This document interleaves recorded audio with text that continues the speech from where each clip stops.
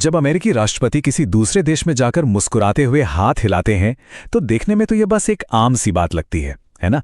लेकिन असल में उस एक लम्हे के पीछे चल रहा होता है दुनिया का सबसे महंगा और सबसे भारी सुरक्षा वाला शो। ये वाकई पृथ्वी पर होने वाले सबसे जटिल लॉजिस्टिकल ऑपरेशंस में से एक है। जरा सोचिए, ओलंपिक, जहां लाखों लोगों को संभालने के लिए जबरदस्त सुरक्षा की जरूरत होती है, लेकिन उससे भी कहीं ज्यादा जटिल प्लानिंग सिर्फ एक इंसान यानी अमेरिकी राष्ट्रपति की महज 15 मिनट की सिटी वॉक के लिए की जाती है। बस यही बात इस पूरे ऑपरेशन के विशाल पैमाने को दिखाने के लिए काफी है। तो सवाल यह है कि आखिर दुनिया के सबसे सुरक्षित इंसान की हिफाजत के लिए किया क्या जाता है। चलिए आज इसी की प्लानिंग और सुरक्षा की छिपी हुई परतों को एक एक करके खोलते हैं।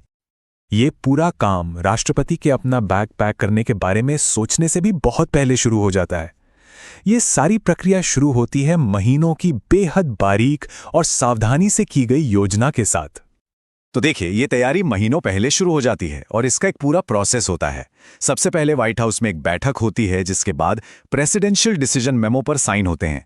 फिर सभी जुड़ी हुई एजेंसीज को ट्रिप डायरेक्टिव ऑर्डर्स भेजे जाते हैं। इसके बाद एक स्पेशल एडवांस सर्वे टीम बनाई जाती है जो मेजबान देश जाकर एकदम डिटेल्ड 3D रिपोर्ट तैयार करती है और फिर उन्हीं रिपोर्ट्स के आधार पर फाइनल प्लान बनते हैं। ये जो एडवांस सर्वे टीम होती है ना, ये कोई मामूली टीम नहीं है।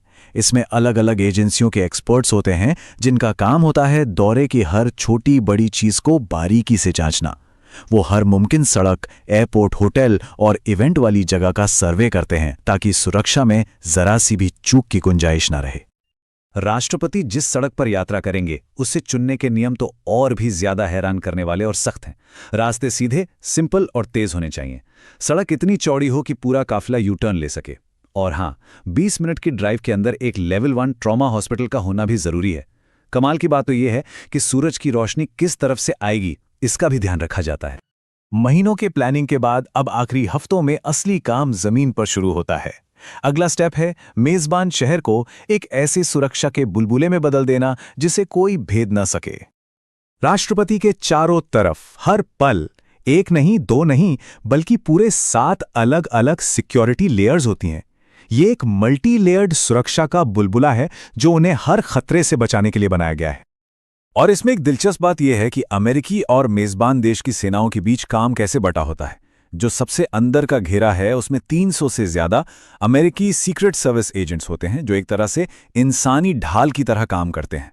और बाहरी घेरे में मेजबान देश की पुलिस और सेना होती है जो भीड़ को कंट्रोल करने और बाकी बाहरी सुरक्षा का काम देखती है।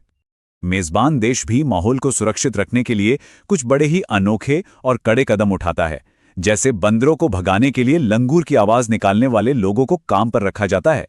छतों पर पतंग पकड़ने वाली टीमें तैनात की जाती हैं और तो और इलाके से भिखारियों और जिन लोगों से भी जरा सा खतरा हो उन्हें अस्थायी तौर पर हटा दिया जाता है। राष्ट्रपति के आने से पहले ही एक बहुत बड़े एयरलिफ्ट के जरिए दुनिया के कोने कोने से सारा जरूरी साजो सामान लाया जाता है। ये कुछ ऐसा है जैसे पूरे व्हाइट हाउस को ही एक जगह से दूसरी जगह ट्रांसपोर्ट किया जा रहा हो। और ये सारा का सारा सामान आता है C-17 ग्लोबोमास्टर जैसे भीमकाय कार्गो प्लेन्स में।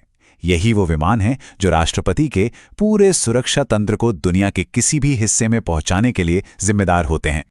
जरा सोचिए, इन C-17 विमानों के अंदर होता क्या क्या है। राष्ट्रपति की स्पेशल लिमो द बीस्ट और उसकी एक हूबहू कॉपी, 20 से ज्यादा गाड़ियों का पूरा काफिला, मरीन 1 हेलीकॉप्टर्स, हथियार और यहां तक कि बॉम्ब सूंघने वाले K9 डॉग स्क्वाड भी इसी में आते हैं। तो ये द बीस्ट है क्या? ये अमेरिकी राष्ट्रपति की ऑफिशियल स्टेट कार है। एक खास तौर से बनाई गई बेहद मजबूत बख्तरबंद लिमोजीन जिसे हर तरह के हमलों, चाहे वो गोलियों से हों, बम से या फिर केमिकल अटैक, सबको झेलने के लिए ही डिजाइन किया गया है। द बीस्ट एक कार से कहीं ज्यादा है। ये एक चलता फिरता सर्वाइवल बंकर है। इसका वजन 9000 किलोग्राम से ज्यादा है। इसके दरवाजे बोइंग 757 प्लेन के दरवाजों से भी भारी हैं और इसमें राष्ट्रपति के ब्लड ग्रुप का ब्लड सप्लाई भी हमेशा मौजूद रहता है। तो सारा हार्डवेयर अपनी जगह पर है। अब देखते हैं कि ये चलता फिरता किला एक्शन में कैसा नजर आता है, मतलब जब राष्ट्रपति व्हाइट हाउस से निकलते हैं और अपनी मंजिल की ओर बढ़ते हैं। राष्ट्रपति के साथ हमेशा एक मिलिट्री ऑफिसर एक काला ब्रीफकेस लेके चलता है जिसे न्यूक्लियर फुटबॉल कहते हैं। इसी के जरिए राष्ट्रपति कमांड सेंटर से दूर रहते हुए भी परमाणु हमले का आदेश दे सकते हैं। इसमें हमले के अलग-अलग विकल्प और ऑथेंटिकेशन कोड होते हैं। राष्ट्रपति का काफिला एक बहुत ही सोची समझी संरचना है। सबसे आगे रूट कार और स्वीपर्स होती हैं जो रास्ता साफ करती हैं। फिर आती है लीड कार और द बीस्ट की 2 गाड़ियां, जिनमें से एक सिर्फ धोखा देने के लिए होती है। इसके अलावा counter assault team, electronic jammer और यहां तक कि केमिकल हमलों से निपटने वाली यूनिट भी इसी का हिस्सा होती है। अब आते हैं हमारे अंतिम हिस्से पर, जहां हम राष्ट्रपति की यात्रा से जुड़े कुछ सबसे हैरान करने वाले और कम सुने हुए राज जानेंगे। तो वो सबसे हैरान कर देने वाला राज आखिर है क्या? शायद सबसे अजीब राज ये है, राष्ट्रपति की पर्सनल टॉयलेट सीट भी उनके साथ सफर करती है। उनके स्टूल और यूरिन सैंपल्स को इकट्ठा करके एक कंटेनर में सील करके वापस अमेरिका भेजा जाता है। और इसकी वजह यह है कि कोई भी विदेशी खुफिया एजेंसी उनके डीएनए या हेल्थ से जुड़ा डेटा हासिल न कर सके। मतलब सिर्फ उनकी जान ही नहीं, बल्कि उनकी बायोलॉजिकल जानकारी की भी पूरी हिफाजत की जाती है। अब बात करते हैं खर्चे की। एक रिपोर्ट के मुताबिक राष्ट्रपति की विदेश यात्रा पर हर दिन का अनुमानित खर्च $200 मिलियन तक आ सकता है। हालांकि व्हाइट हाउस ने इस आंकड़े को कभी कंफर्म नहीं किया है, लेकिन ये इस पूरे ऑपरेशन के विशाल पैमाने को जरूर दिखाता है। और ये सब हमें एक आखिरी और बहुत गहरे सवाल पर लाकर छोड़ देता है। क्या ये ताकत का सबसे बड़ा दिखावा है या फिर उसकी सबसे बड़ी कैद? ऐसी चरम सुरक्षा का असली मतलब क्या है? ये वाकई सोचने वाली बात है।